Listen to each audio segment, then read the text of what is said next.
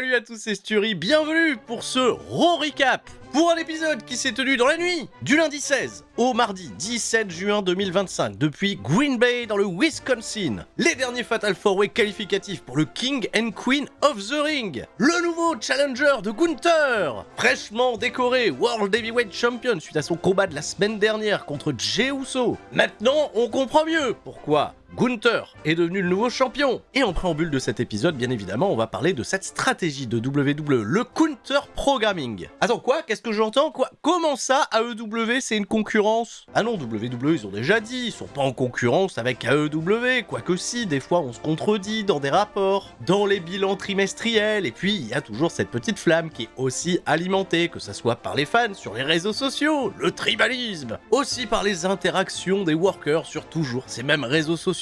Et surtout, ça n'échappe à personne sur les programmes en eux-mêmes où, il faut bien le noter quand même, depuis quelques mois, depuis que Triple H a les pleins pouvoirs, WWE, avec toujours beaucoup de subtilité, on voit de plus en plus de petits taquets à All Elite Wrestling. Bon, qui c'est qui a commencé le premier? En 2025, WWE a recruté beaucoup de catcheurs en provenance directement de All Elite Wrestling. De son côté, All Elite Wrestling a un petit peu freiné sur le recrutement des anciennes stars de WWE. Triple H accorde beaucoup d'efforts pour bien accueillir les nouveaux venus en provenance d'All Elite Wrestling, qui sont très souvent réservés à d'excellents bookings. Mais l'un des terrains sur lesquels All Elite Wrestling s'est aventuré depuis quelques années, c'est les partenariats avec diverses promotions, des promotions mondiales. Revolution Pro en Angleterre, New Japan Pro Wrestling au Japon et le CMLL au Mexique. Un partenariat avec le CML qui est assez frais, étant donné qu'avant ça, All Elite Wrestling travaillait avec AAA. Vous voyez où je veux en venir, étant donné que WWE, depuis près d'une année, a scellé un partenariat avec la promotion américaine TNA, qui était autrefois alliée de All Elite Wrestling. Et lors du dernier WrestleMania, pas plus tard qu'au mois d'avril, WWE a racheté la compagnie mexicaine numéro 2 AAA. La suite, vous la connaissez, le week-end de Money in the Bank, le show Worlds Collide, qui a été un assez bon succès. Des crossovers qui ont donné des choses très intéressantes sur le papier. Au final, le catch y est gagnant. Et une manière pour WWE d'investir les terres du Mexique, des terres que WWE a boudées pendant de très nombreuses années, puisque ce week-end, lors du show AAA Triple Mania Regia, qui est pas le gros Triple Mania, le gros Triple Mania, il arrive au mois d'août.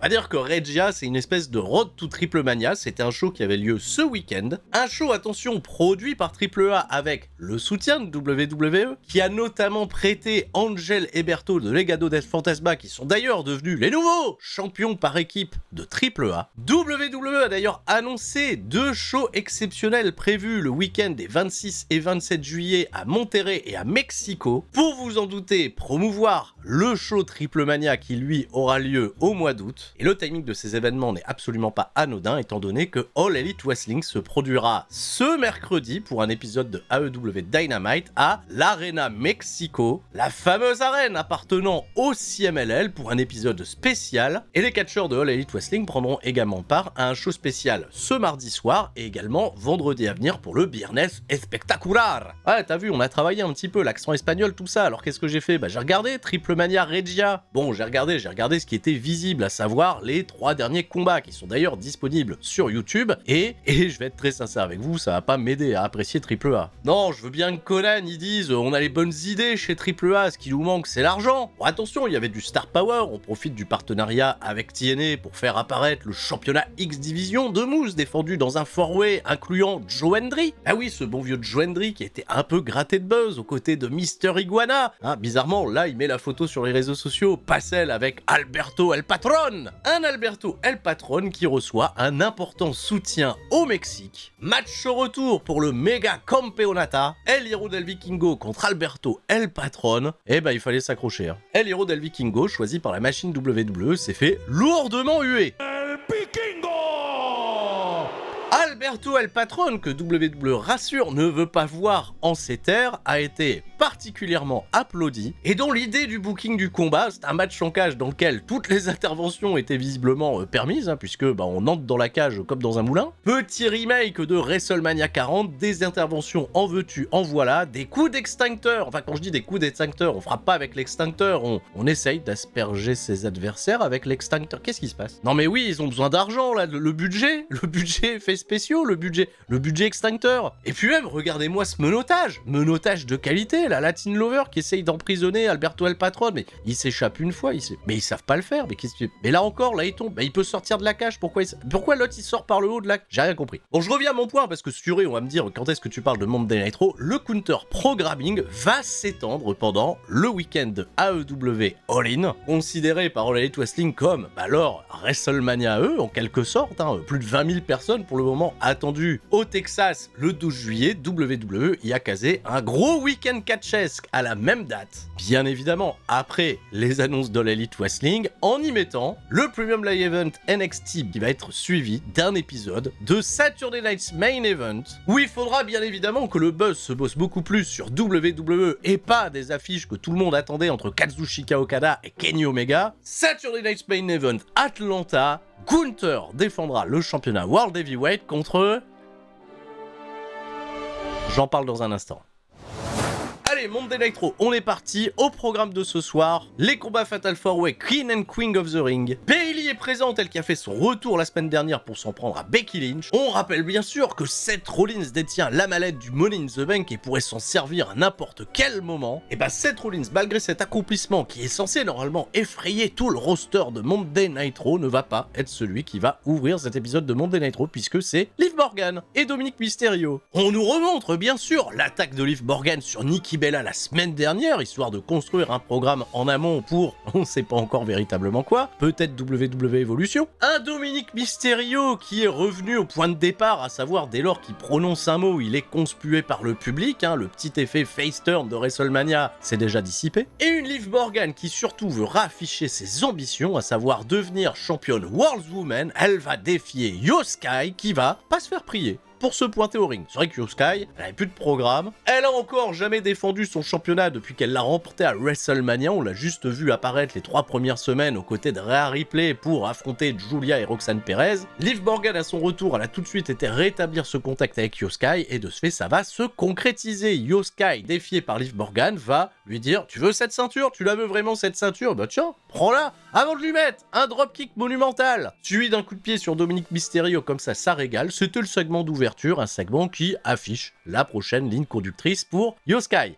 si tout se passe bien. Oh là.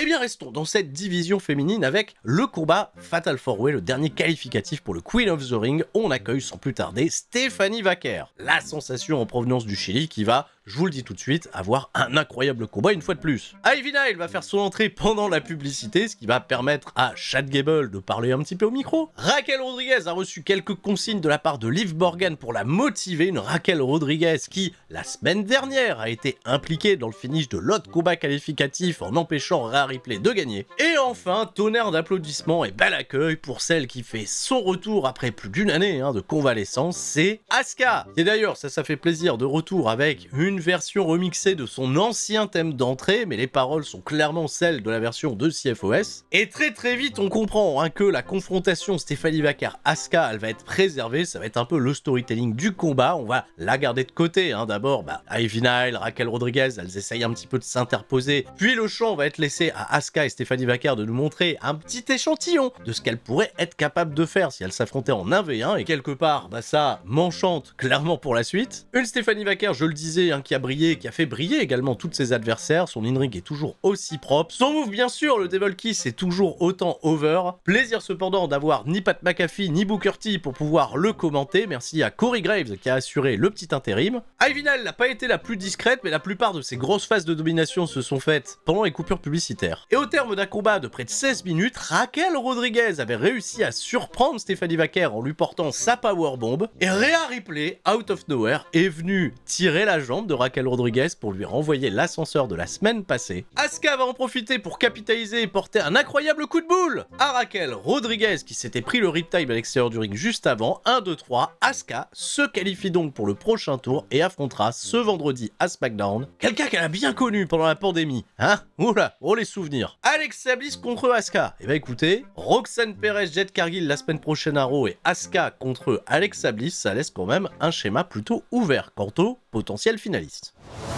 À Après le combat, Asuka va rapidement sortir les catchphrases habituelles. Le feu vit toujours et personne n'est prêt pour Asuka. Belle réception de la part du public. On enchaîne avec, bon, il arrive Seth Rollins avec sa mallette, là, on le voit pas beaucoup, Seth Rollins. Et bah pas du tout, c'est la coupure publicité, alors on envoie le New Day. Et le New Day, oh, il casse les couilles. Oui, on va défendre nos titres par équipe, mais certainement pas à Green Bay. Ils ont passé en revue toute leur compétition et ça m'a encore plus fait réaliser qu'il y avait bien plus de potentiel du côté de SmackDown qu'à Monday Night Raw. C'est vraiment la PLS. Détour dans le vestiaire du Judgment Day où Liv Morgan, elle va demander à Raquel Rodriguez si elle peut l'accompagner un petit peu plus tard pour son combat contre Kairi Sane. Mais le problème, c'est que Raquel Rodriguez, bah ouais, elle a une poche de glace sur la tête, elle pourra pas être d'une grande aide. Surtout que Liv Morgan n'est pas trop venue se mêler du business de Raquel tout à l'heure. On découvre aussi que JD McDonough, plus tard, il aura un combat contre AJ Styles. Finn Balor se propose d'accompagner JD McDonough, mais Dominic Mysterio lui dit, écoute, ça concerne le championnat intercontinental, je vais aller aux côtés de JD McDonough, là, m'observer un petit peu plus près le AJ Styles. Finn Balor, il est pas véritablement content en apprenant ça, mais il va rien dire à Dominic Mysterio une fois de plus, changement d'attitude. Ok Dominique, franchement, bien vu. Je vous souhaite le meilleur. Finn Balor, il va se retrouver de ce fait juste avec Roxanne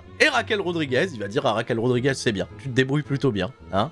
Un peu ironique. Puis il a été voir Roxanne Perez, lui a dit, écoute, tiens, j'ai une petite idée pour la suite et on n'en saura rien. Alors...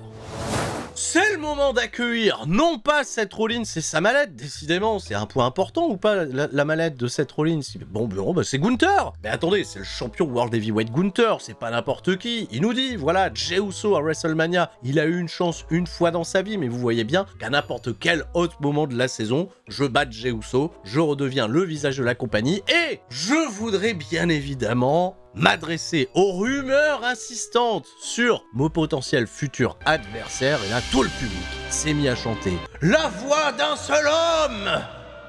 Mais non, c'est pas lui, Gunther, il a dit, mais non, pourquoi vous chantez? Je lui ai déjà parlé, lui, l'année dernière, c'est bon, on oublie. Non, Seth Rollins. Seth Rollins, écoute, t'as ta mallette, tu me veux, ok, très bien, je suis prêt. Viens, ok, on règle ça, pas de soucis. Et... Ah, Bill Goldberg! Alors les pisseuses, vous pensez que vous êtes débarrassé de moi? Bah pas du tout! Je suis venu dans ce ring pour te dire un mot ou deux, Gunther, et bah je vais commencer par le premier, déjà. Eh ben, félicitations.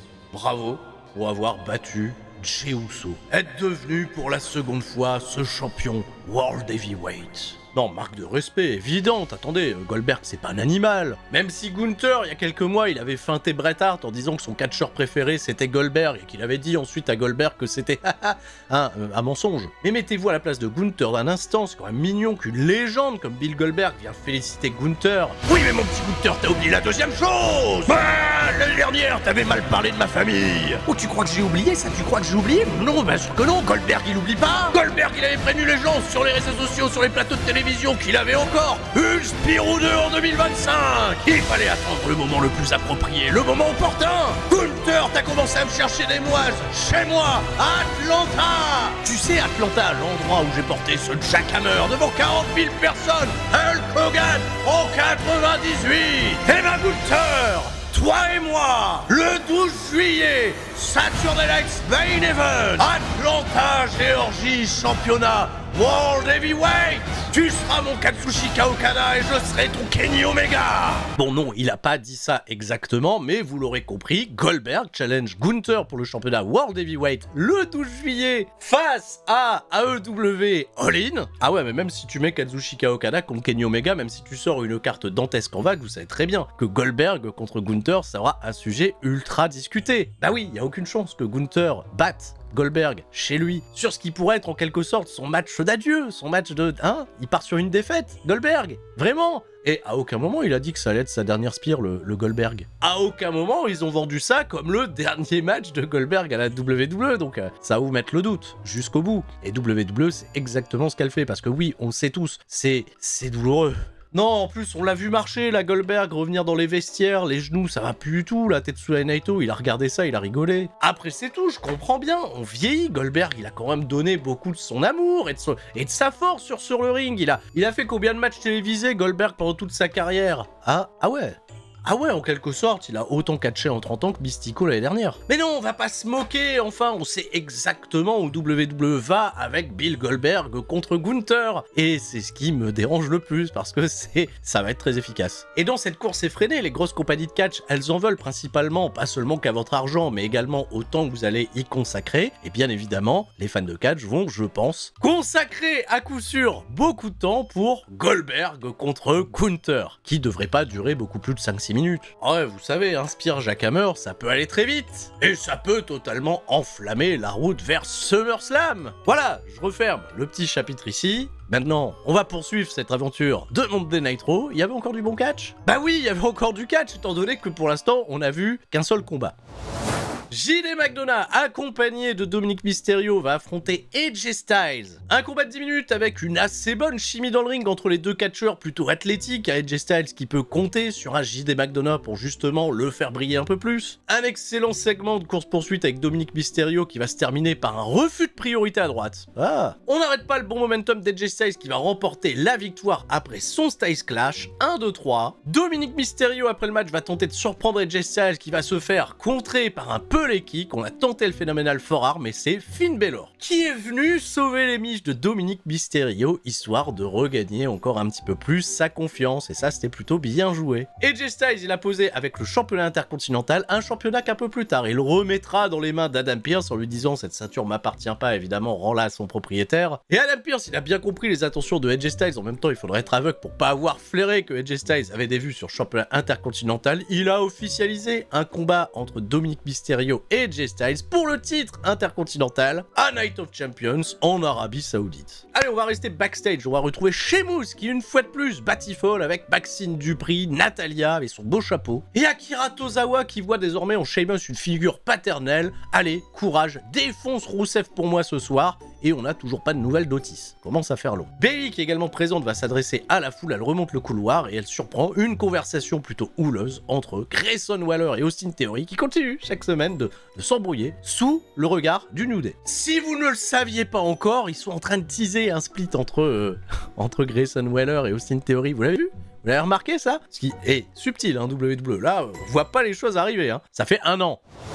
Bon, pendant que Bayley elle remonte le couloir, évidemment c'est la coupure publicité aux États-Unis. Alors Penta il donne une interview à Cathy Kelly et Penta il a énormément de rancœur envers le clan de Seth Rollins qu'on n'a toujours pas vu ce soir, Bronson Reed, Bron Breakker qui sont venus m'attaquer. Ça ne restera pas impuni, on va trouver une manière de se venger. Et voilà Bayley. Bayley, belle entrée, bel accueil de la part du public, ravi de retrouver celle qui a malheureusement manqué WrestleMania. Bayley, grosse promo de Babyface, évidemment elle aime le jeu, elle aime être dans ce ring, elle aime performer devant les fans. Elle aime aussi avoir de grands moments et WrestleMania aurait pu être un grand moment pour elle, concourir pour le championnat par équipe, un championnat par équipe auquel elle apporte énormément de considération depuis la création des titres. Mais vous savez, en vrai, j'ai changé, je fais plus ça que pour les grands moments, je fais ça aussi pour vous, pour l'instant présent, pour les fans qui viennent à chaque fois. Et si vous pensiez que l'attaque de Becky Lynch à WrestleMania m'a brisé, m'a totalement détruite intérieurement, eh ben pas du tout. Ça m'a guéri, ça m'a rendu plus forte. Alors sans la moindre fois évoquer Lyra Valkyria,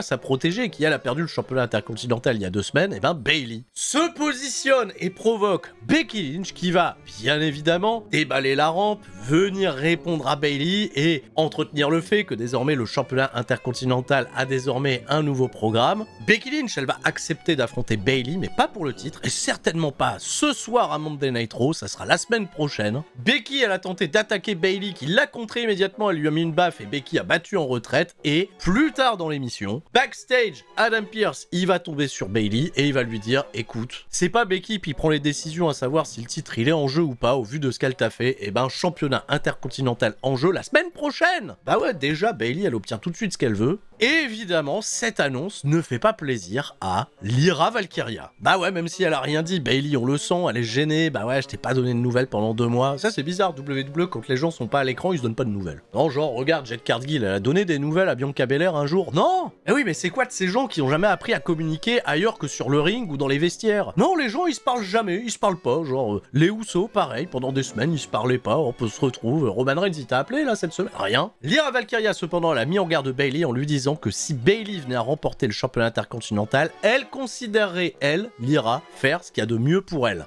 Eh ben, ils vont pas tourner Lyra heel quand même? Bah non, bah alors... On a retrouvé aussi après ça un instant de Jey Uso au micro de Katie Kelly, qui est prêt évidemment à remonter sur selle après être tombé de cheval. 4 lettres, un mot, 1-1, hit.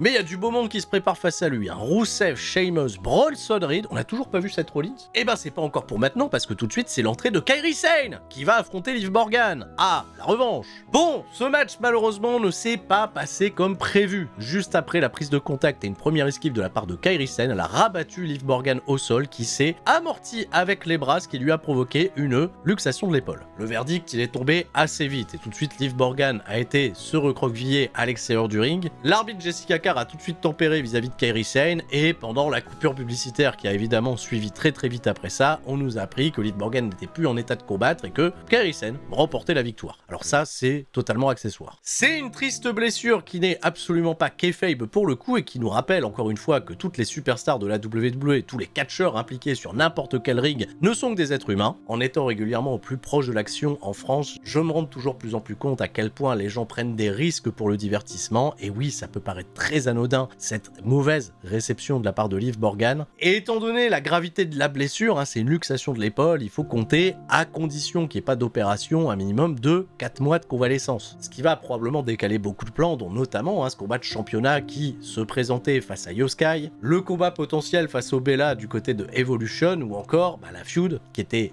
toute trouvée avec Roxanne Perez, Dominic Mysterio, Finn Balor, et un titre de championne par équipe qu'il va falloir malheureusement rendre vacant. Bon rétablissement bien sûr à Liv Morgan et on poursuit avec, il nous reste le main event.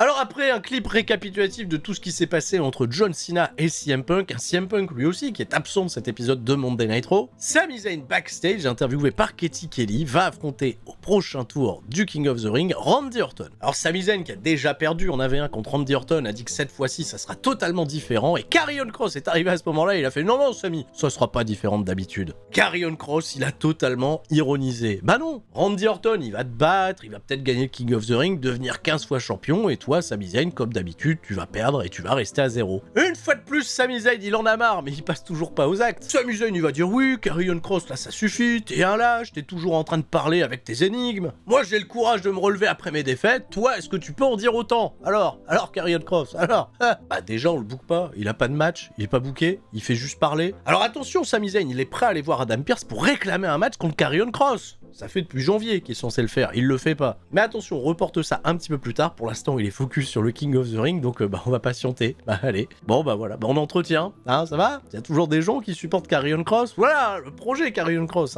c'est pas maintenant. Alors Jey Uso, ça y est, c'est parti, il fait son entrée, ça y est ou ça y est pas? Ça y est toujours, mais il a des bandages sur les côtes. Attention.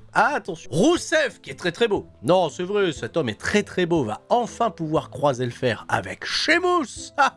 Et le dernier participant, je me suis dit, ça y est, enfin on va voir Seth Rollins, il va venir accompagner Bronson Reed. Pas du tout, Bronson Reed il vient tout seul avec Paul Heyman. Bon il est pas tout seul, mais Paul Heyman il vient avec la mallette. C'est Paul Heyman qui va faire le cash-in, c'est quoi? Il y a pas de champion impliqué, qu'est-ce qu'ils font? Pourquoi il vient avec sa mallette celui-ci? Bon bref, j'ai rien compris. Allez on est parti pour le combat 4-way match. 17 minutes 25. Alors il y avait un rythme un petit peu étonnant, l'histoire bien évidemment elle allait un petit peu se baser autour de Rusev et de Sheamus qui quand même pendant les premières minutes de combat se sont totalement ignorés. Ah non là il y a même Sheamus qui passe à côté de la carcasse de Rusev, il lui donne même pas l'heure. Plus tard, on va avoir un segment, un retour de publicité ou j'en sais rien, où les mecs là, vont commencer un petit peu à se la mettre, mais de courte durée, il y a toujours Jey Uso, Bronson Reed pour venir casser les effets, et un Jey Uso qui, encore une fois, meurt très bien, en vendant les côtes, en vendant le bas du dos. Lui, il est très dans le côté un peu fighting spirit. On va rien lâcher. Bronson Reed la menace. Rusev, il y a qu'à un seul moment où j'ai pu croire potentiellement à sa victoire, c'est lorsqu'il portait justement son camel clutch à Jey Uso qui était dans une PLS totale. Heureusement pour lui, Sheamus est venu le corriger, il y a une petite succession de finish. Jey Uso, dans un effort incroyable, va réussir à porter sa spire, pas très jolie encore une fois, sur Bronson Reed. Il a voulu tenter enchaîner avec son splash, et Bron Breakker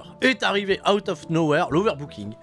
Et il est venu pousser Jey Uso, aïe, et là, Sami Zayn est arrivé de nulle part sans prendre à Bronson Reed pour sauver son ami Jey Uso, c'est très mignon. Mais Sami fait pas le poids étant donné que Braun Breaker il est construit tellement fort. Et bah non, Braun Breaker il reste debout et là c'est Penta. Bah oui, Penta aussi, il voulait se venger. Penta, il a fait un rope flip. Mais dans le ring, aïe aïe aïe, Jey Uso il est en galère. Il se prend un Dead Valley Driver de la part de Bronson Reed qui monte sur la 3ème corde pour aller porter son tsunami. Et les Knights, yeah, c'est les Knights qui va faire tomber Bronson Reed. Toute l'alliance des babyface qui va comme ça permettre à Jey Uso de remporter la victoire étant donné que Rusev, Sheamus, ils ont pris un congé. En fin de match, ils sont plus là.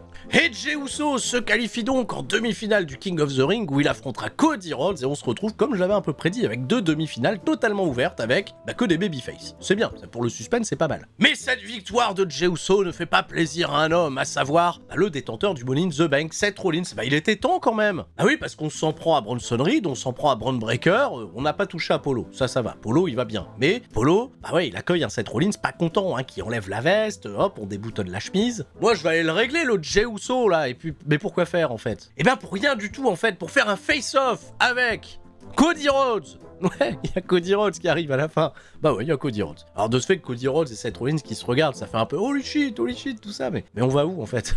Bon, au moins comme ça permet à Cody Rhodes, voilà, qui fait reculer du regard Seth Rollins qui finalement est venu pour pas grand chose, voilà, se confronter une petite fois avec son copain de Jey Uso, puisque, bah ouais, la semaine prochaine, Monday Night Raw, Jey Uso contre Cody Rhodes. Bah j'ai très hâte, c'est des belles demi-finales du King of the Ring, mais cet épisode de Raw était bizarre quand même. Ah ouais, si tu déconstruis un petit peu les choses, c'était étrange. Bon, désolé encore, j'avais pas pu faire le format Twitch cette semaine, on se retrouvera en live probablement jeudi en fin d'après-midi pour AEW Dynamite Recap depuis le Mexique. Eh bah ouais, Arena Mexico, bah on va pas louper ça. Fin de semaine, SmackDown Recap pour la fête de la musique, j'ai plus qu'à vous souhaiter une excellente soirée et tout le monde reste fort, surtout. Voici l'arrivée de Goldberg. Goldberg, c'est un catcheur suffisamment entraîné. Quand il combat, il se bat à quelqu'un, il ne veut pas que le combat se termine, lui seulement la mort. Et là. Il a fait du bien, il a fait du bien à plus d'une personne ici. Effectivement. Il s'appelle Goldberg, ouais. Il s'entraîne. Ouais. Il est né en 1949, c'est un catcheur intemporel. Il a fait un long feu, il a fait beaucoup de succès. Il a livré beaucoup de combats dans cette discipline. Oui, c'est la présentation. Oui. Il s'appelle Goldberg. Goldberg, c'est un technicien. Oui, technicien, mais il n'est pas beaucoup expérimenté. Goldberg, qui a déjà porté la tenue de boxeur. On espère qu'aujourd'hui, Goldberg ne va pas accepter la soumission. S'il mourait aujourd'hui, il va laisser la femme, mais les enfants.